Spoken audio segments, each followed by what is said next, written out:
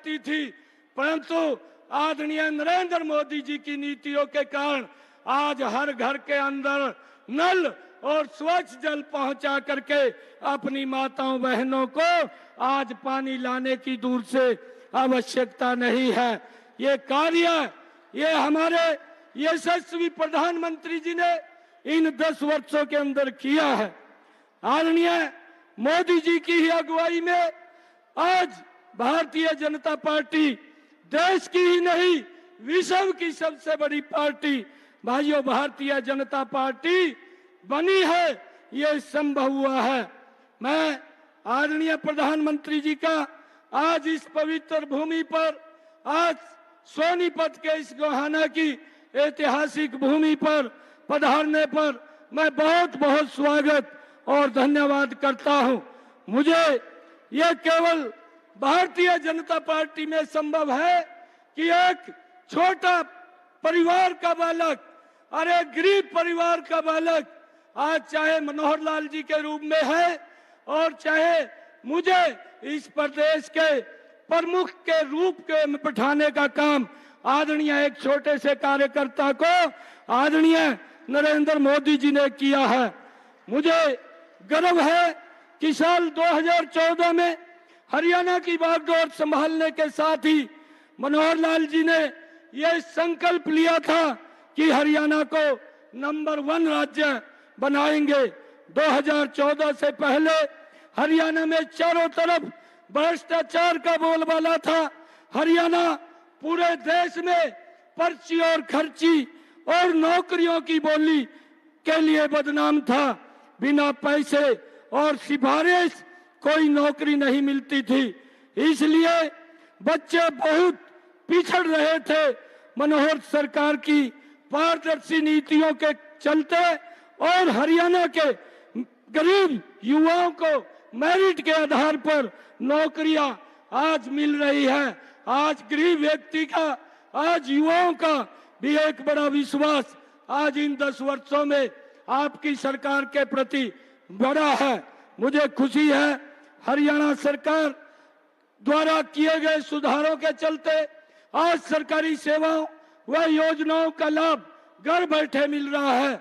युवाओं को सरकारी नौकरी के लिए न तो सिफारिश ढूंढनी पड़ती है और न ही जमीनें बेचनी पड़ती है। आज पारदर्शी आधार के ऊपर घर बैठे ही लोगों को नौकरी मिल रही है। मैं धन्यवाद करूंगा। आज हम सबको आदरणीय प्रधानमंत्री जी का मार्गदर्शन प्राप्त होगा। आज इतनी भारी संख्या के अंदर आदरणीय प्रधानमंत्री जी को हम सब सुनने के लिए आए हैं।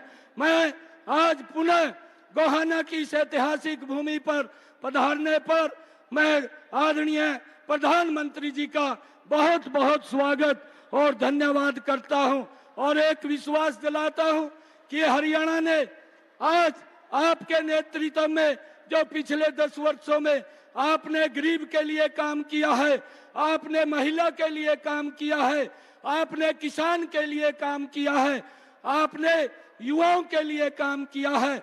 आज जब मैं 10 वर्ष के बाद देखता हूं कि आज युवा के अंदर भी जोश है, आज किसान भी मजबूत हुआ है, आज महिला सशक्त हुई है, आज गरीब के चेहरे पर मुस्कान लाने का काम इन 10 वर्षों में आपकी सरकार ने किया है। आज जब चारों तरफ ये इतना बड़ा वातावरण आपकी सरकार के प्रति बना है, तो आज हरियाणा प्रदेश के जन जन ने ये संकल्प लिया है, एक एक वोट कमल के फूल के ऊपर दे करके आदरणीय प्रधानमंत्री जी 10 के 10 कमल के फूल खिला करके तीसरी बार देश की बागडोर आपको सौंपने का काम ये हरियाणा के लोग करेंगे। आज हरियाणा के अंदर 11 कमल के फूल खिलेंगे, 10 लोकसभा और 1 विधानसभा का कमल का फूल खिला करके आपके पास भेजने का काम करेंगे। मेरा आप सब इतनी भारी संख्या में जो आए हैं, हम सब आज से ही आदरणीय प्रधानमंत्री जी के उस मंत्र को लेकर के एक एक घर के अंदर जा करके भाइयों कमल का फूल खिलाने का काम करेंगे। 10 की 10 लोकसभा की सीटें आपकी झोली में डाल करके हरियाणा प्रदेश के लोग अहम भूमिका आपको तीसरी बार प्रधानमंत्री बनाने में करेंगे। आप यहाँ पर पधारे हैं, मैं पुनः आपका यहाँ पधारने पर हरियाणा की तरफ से बहुत बहुत स्वागत और धन्यवाद करता हूँ। इन्हीं शब्दों के साथ जय हिंद, जय भारत, जय भारत मां। जय श्री राम, जय श्री राम।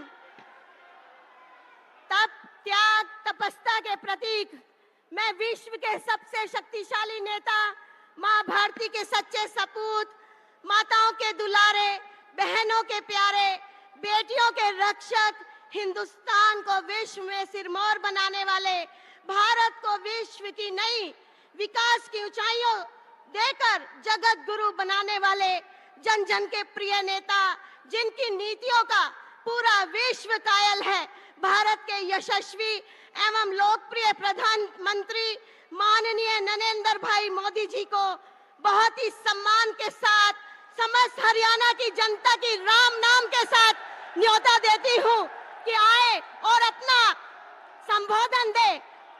मिट्टी में मिला दो, जुदा हो नहीं सकता, इससे ज्यादा तो कोई किसी का हो नहीं सकता।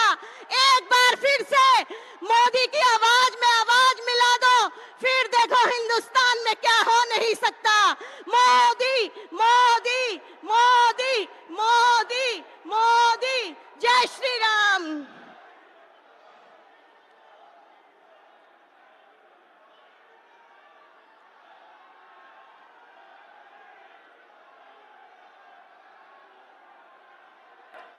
भारत माता की, भारत माता की।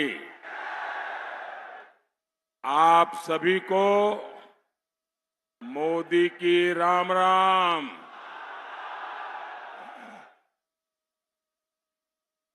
मैं सोनीपत की पवित्र भूमि को प्रणाम करता हूं।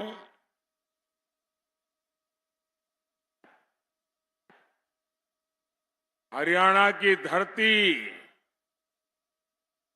युद्ध में भी गीता का ज्ञान सुनाती है। जब मुकाबला सत्य और असत्य के बीच में हो तो विजय सत्य की ही होती है।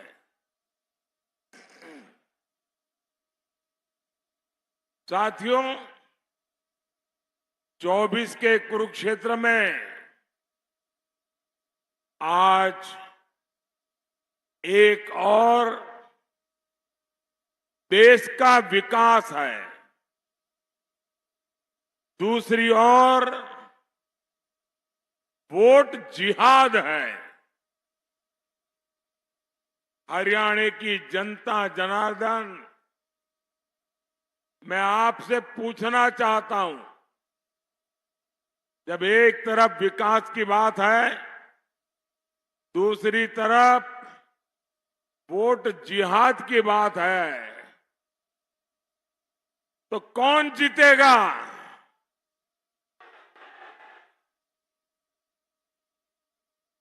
आपके जवाब ने तय कर दिया है। फिर एक बार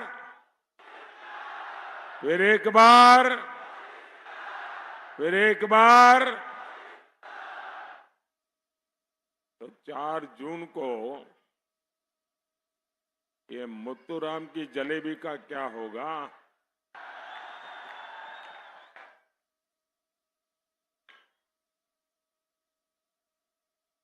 सारी की सारी खाली हो जाएगी।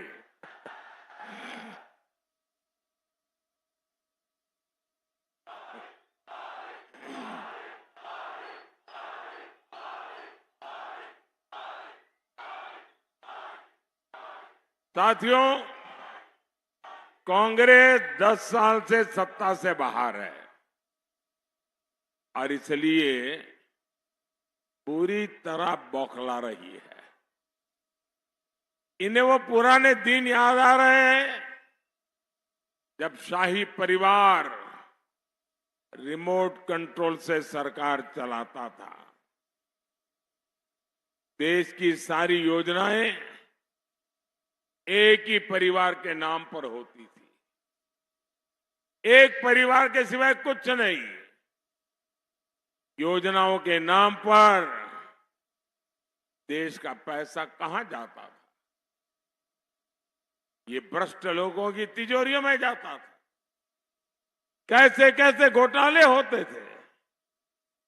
करोड़ों के नहीं, हजारों करोड़ के नहीं, लाखों करोड़ रुपए के घोटाले होते।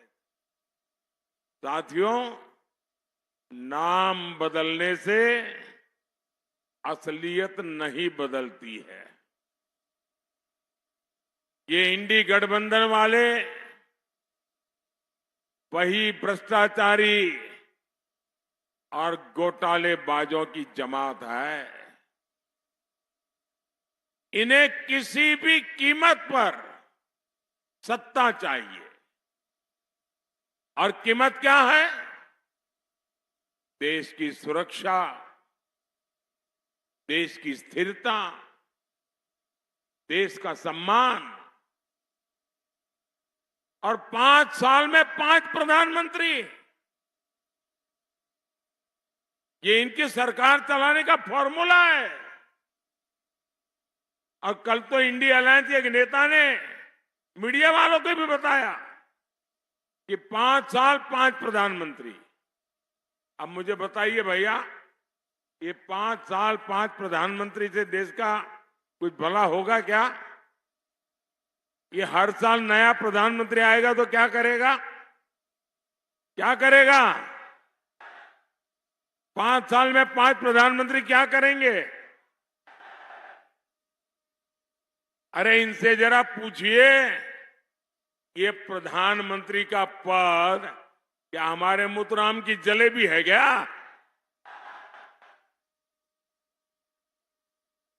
ये देश चलाने की जिम्मेदारी है, ये मिठाई खाने का मौका नहीं है। क्या आप देश को वापस अस्थिरता के उस दौर में जाने देंगे क्या? साथियों, कांग्रेस अब अपने देश विरोधी एजेंडे को भी छिपा नहीं रही है। ये खुलेआम कह रहे हैं, मोदी जी ने 10 साल में जो कुछ भी किया है उसे वो चौपट कर देंगे। यानी चुनाव जीत करके करना क्या है? एक काम, मोदी ने जो किया है उसको उलट देना, उसको चौपट कर देना। यहां तक कहने की इनकी हिम्मत देखिए। इनके एक नेता कह रहे हैं कि जो हमने जम्मू कश्मीर से धारा 370 हटाई, धारा 370 की दीवार हमने कब्रिस्तान में गाड़ दी है। ये कहते हैं कश्मीर में फिर से वो 370 को लगाएंगे, यानी फिर से आतंकवाद को खुली छूट, फिर से कश्मीर में खून खराबा। मैं हरियाणा की वीर धरती से कहना चाहता हूं, कांग्रेस वालों सुन लो, अब कश्मीर में लहराएगा तो केवल हमारा तिरंगा लहराएगा।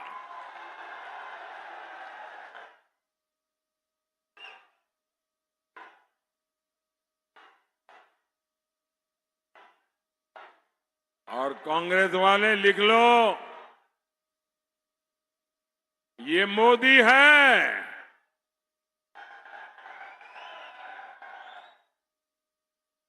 ये 370 को वापस लाने के सपने छोड़ दो, और अगर कोशिश करोगे ना, लेने के देने पड़ जाएंगे।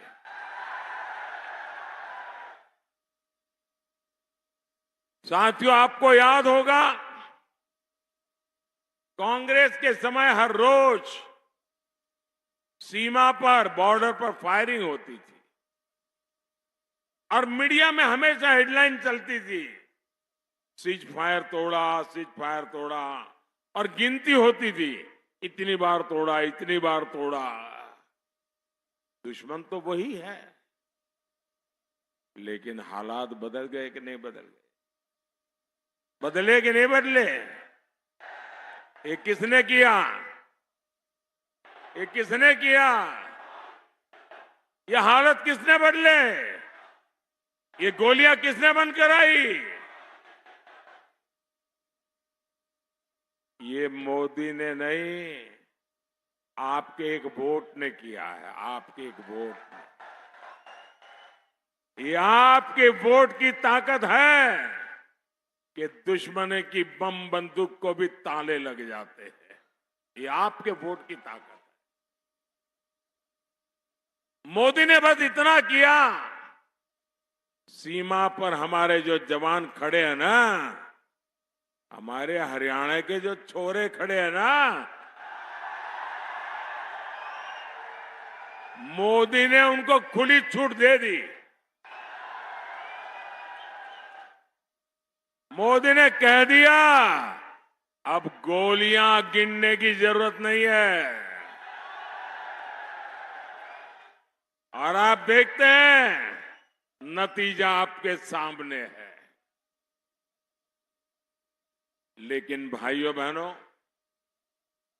मोदी के इन फैसलों से कांग्रेस और इंडी गठबंधन का कलेजा फट रहा है। उनसे पाकिस्तान की यह हालत देखी नहीं जा रही है, और इसलिए अब कांग्रेस वाले पाकिस्तान के प्रवक्ता बन गए हैं। पाकिस्तान के प्रवक्ता। और कांग्रेस के नेता कह रहे हैं, उनकी तरफ से भारत को धमकी देते। क्या कहते हैं? हमारे सामने देखकर आंखें खोल करके,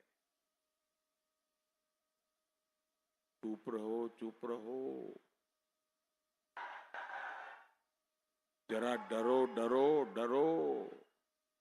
ये पाकिस्तान के पास परमाणु बम है।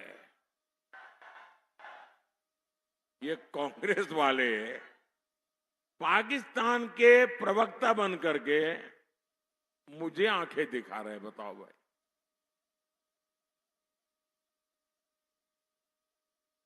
इसका मतलब अभी तक वो मोदी को पहचान नहीं पाए हैं।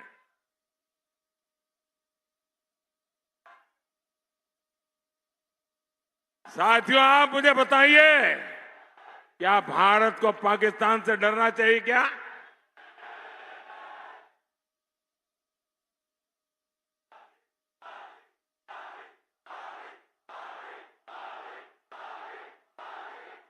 ये मोदी का दौर है। हम घर में घुसकर मारते हैं।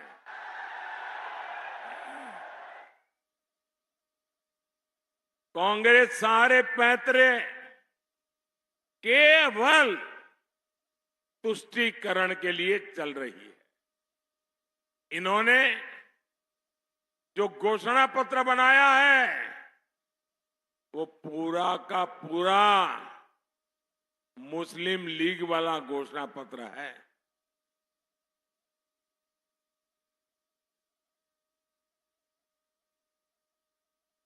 ये कहते हुए एक्सरे मशीन सबका एक्सरे निकालेंगे। आपके पास जमीन कितनी है, गहने कितने हैं, जमीन जायदाद जांच करवाएंगे, मंगलसूत्र कहाँ है, ये और फिर वो सारी संपत्ति अगर आपकी जरूरत से ज्यादा है तो ये वोट जिहाद वाले हैं ना, उनको बांट देंगे। क्या आप अपनी संपत्ति छीनने देंगे? क्या आपकी संपत्ति पर वोट जिहाद वालों को अधिकार करने देंगे? और कांग्रेस के तो प्रधानमंत्री कह चुके हैं कि इस देश की संपत्ति पर पहला अधिकार मुस्लिमों का है। मोदी कहता है इस देश की संपत्ति पर पहला अधिकार इस देश के गरीबों का है।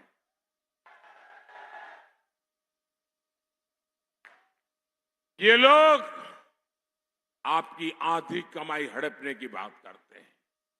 आप मुझे बताइए भाई, अपने यहां किसी भी राज्य में चले जाओ, हर मां बाप कैसी भी जिंदगी जीता हो, उसके मन में एक इच्छा रहती है कि भाई कुछ बचत करूं और मरने के बाद बच्चों के लिए कुछ छोड़ करके जाऊं।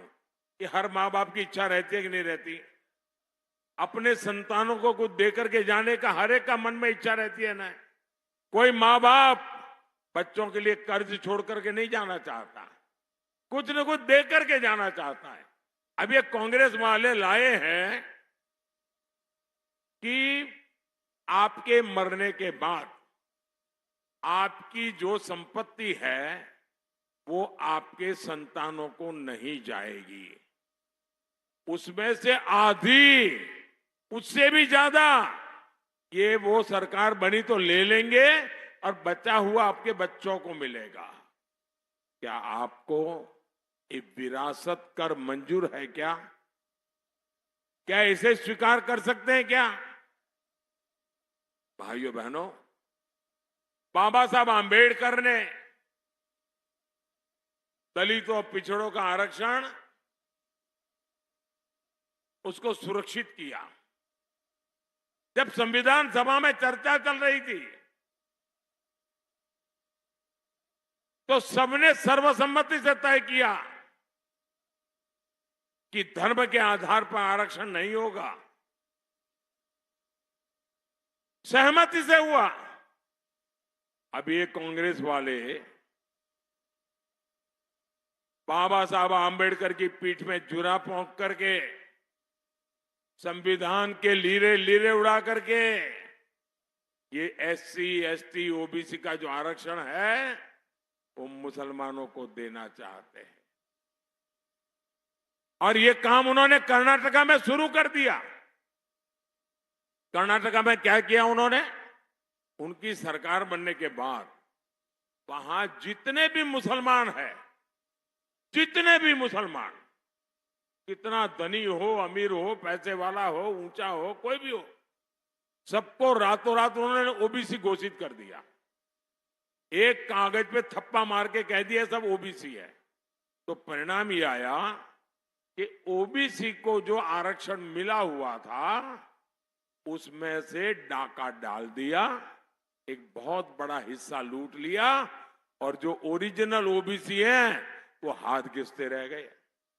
अब यही मॉडल पूरे देश में लागू करना चाहते हैं।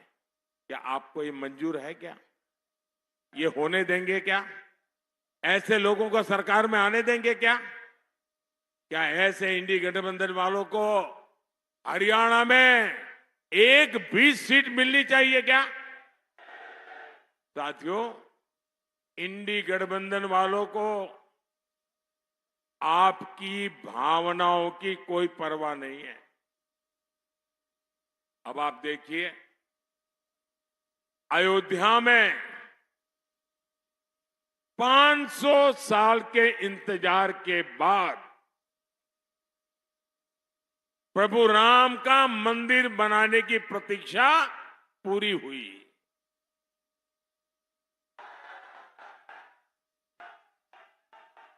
रामलला अपने भव्य मंदिर में विराजमान हुए। आप खुश हुए कि नहीं हुए? आपको खुशी हुई कि नहीं हुई? हर हिंदुस्तानी को खुशी हुई कि नहीं हुई? बोलिए जय श्री राम। अब देश आजाद हुआ उसके दूसरे दिन ही राम मंदिर बनना चाहिए था कि नहीं बनना चाहिए था?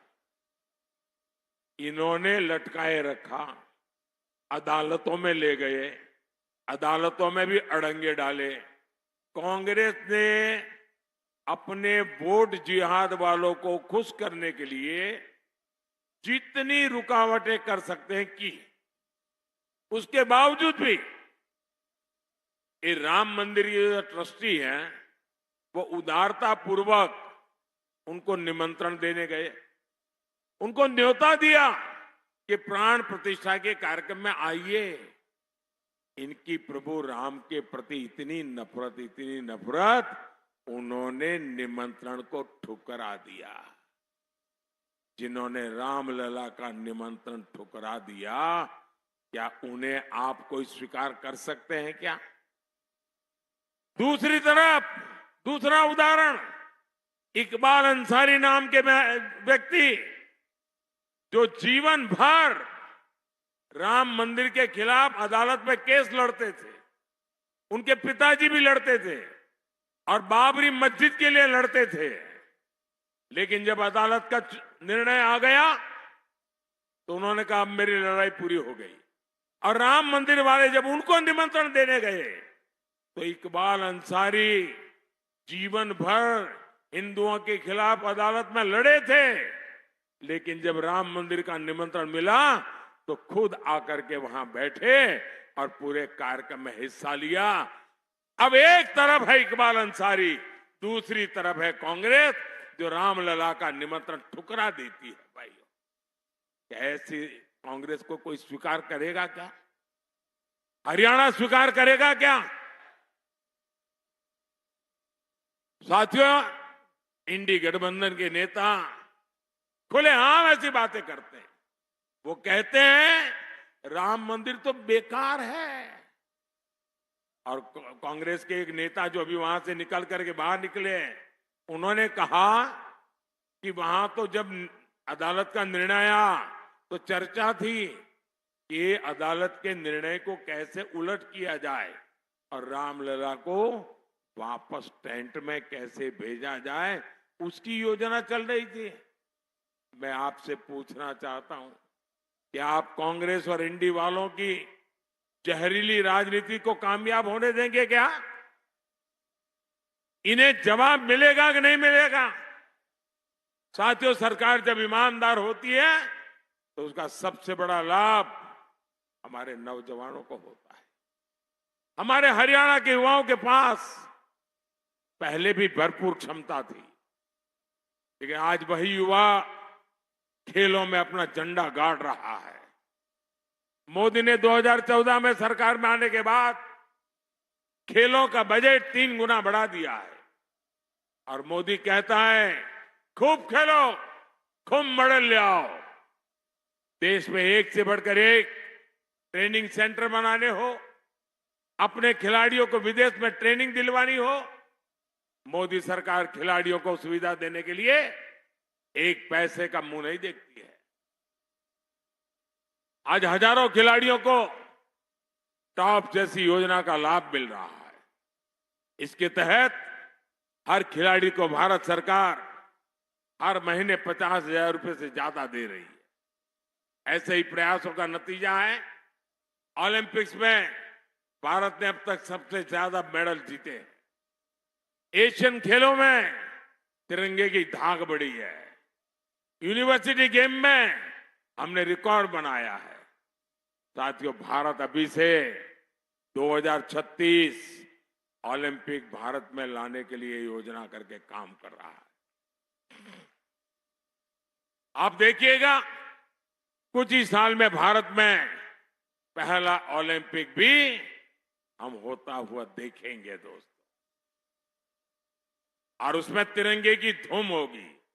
उसमें हम हरियाणा और सोनीपत के युवाओं को देश के लिए सोना लाते देखेंगे।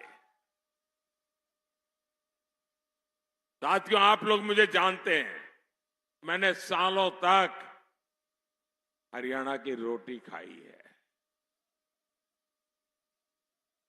यहां की माताओं बहनों का मुझ पर कर्ज है। ये कर्ज मोदी अपनी मेहनत से लौटाएगा।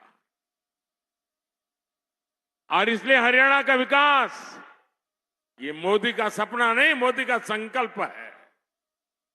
जो 60 साल में नहीं हुआ वो 10 साल में मोदी ने करके दिखाया है। आज अकेले हमारे हरियाणा से 12 एक्सप्रेसवे गुजर रहे हैं, 12 एक्सप्रेसवे।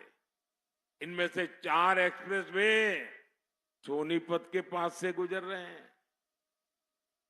सोनीपत में रेल कोच नवीनीकरण कारखाना बनाए, खरखौदा में मारुति सुजुकी का कारखाना बनाने का प्लांट इस क्षेत्र में रोजगार के नए मौके बनाएगा। जिंद सोनीपत में पीने के पानी की समस्या थी, इसके लिए भाखड़ा से 400 करोड़ रुपए के प्रोजेक्ट मंजूर कर दिया गया है। साथियों, मोदी आपके स्वास्थ्य की भी उतनी चिंता करता है। मोदी ने आयुष्मान कार्ड बनवाकर मुफ्त इलाज की गारंटी भी दी है। मैं ये भी कहना चाहता हूं, 4 जून के बाद मोदी जब तीसरी बार सरकार बनाएगा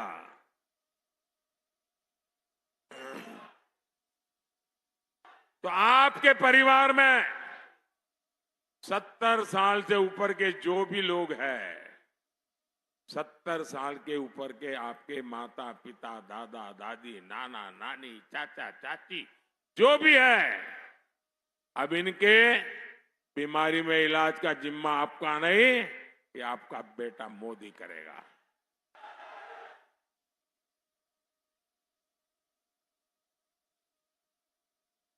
बुजुर्ग माताओं बहनों को इलाज की चिंता करने की जरूरत नहीं होगी। साथियों, हमें भारत को मजबूत बनाना है, हरियाणा के सपनों को पूरा करना है। हरियाणा से मोदी को केवल सांसद चाहिए इतना नहीं है, हरियाणा मोदी को हिम्मत, हौसला और आशीर्वाद भी देता है। और सोनीपत से हमारे मोहनलाल बड़ौली जी और रोहतक से डॉक्टर अरविंद कुमार शर्मा जी, 25 मई को उनको दिया गया आपका एक एक वोट सीधा सीधा मोदी के खाते में जाएगा। तो ज्यादा से ज्यादा मतदान कराएंगे, पोलिंग बूथ जीतेंगे। मेरा अनुरोध है, यहां से जाकर के बाद ज्यादा से ज्यादा परिवार में जाइए, ज्यादा से ज्यादा लोगों को मिलिए और कहना मोदी जी आए थे और मोदी जी ने आपको राम राम कहा है। मेरा राम राम पहुंचा देंगे, मेरा राम राम पहुंचा देंगे। बोलिए भारत माता की, भारत माता की। बहुत बहुत धन्यवाद। भारत माता की। मैं आदरणीय प्रधानमंत्री जी का बहुत बहुत धन्यवाद करती हूं और समस्त जनता से और समस्त नेताओं से अनुरोध करूंगी, दोनों हाथ उठाकर मुट्ठी बंद करके जयकारा लगाएंगे, भारत माता की। और मोदी जी को यकीन दिलाएंगे हाथ उठाकर कि 2 नहीं 11 के 11 कमल खिलाकर मोदी जी की झोली में डालने का काम करेंगे। भारत माता की।